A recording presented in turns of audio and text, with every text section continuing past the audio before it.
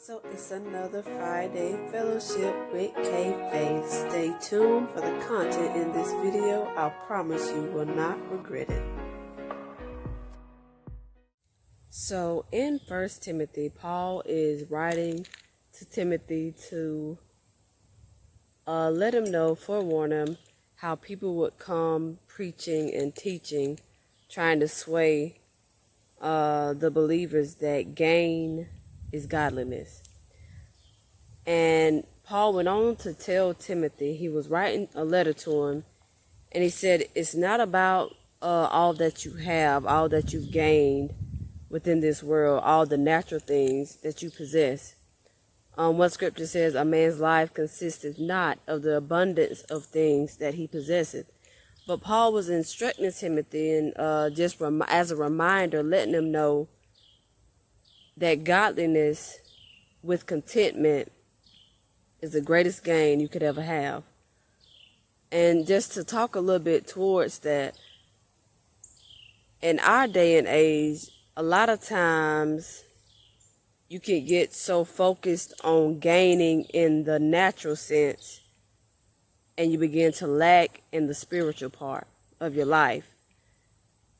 And he went on, Paul said, with contentment is not just godliness, but godliness with contentment. Being satisfied with living the holy lifestyle that Christ has instructed us to live. There has to be a peace, a satisfaction that you have to remain on the path of living godly. Not so caught up because what your neighbor has, or what your friends have, what your family members have, what church family have. Looking and realizing that what the Lord has blessed you with, the many blessings that he bestowed on you, what he's given you, being content. Paul also made the statement, he said, I've learned to be content. Be satisfied in whatever state that I find myself in. If I'm in a low state, I'm yet grateful. If I'm in a state where I don't have much, have what everybody else have, I'm yet grateful. Until the Lord sees fit to exalt or to move up, or to give you blessings and things that in this life, whether it's houses, cars, or whatever the Lord sees fit to bless you with, you have to come to the place where you're content living with him and him alone.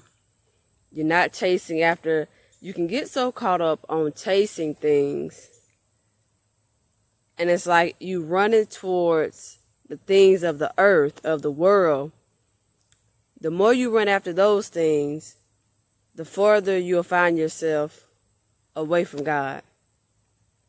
And some people don't think about it that way. They don't see it that way. They feel like, well, the Lord, he wants me to be blessed. He wants me to prosper.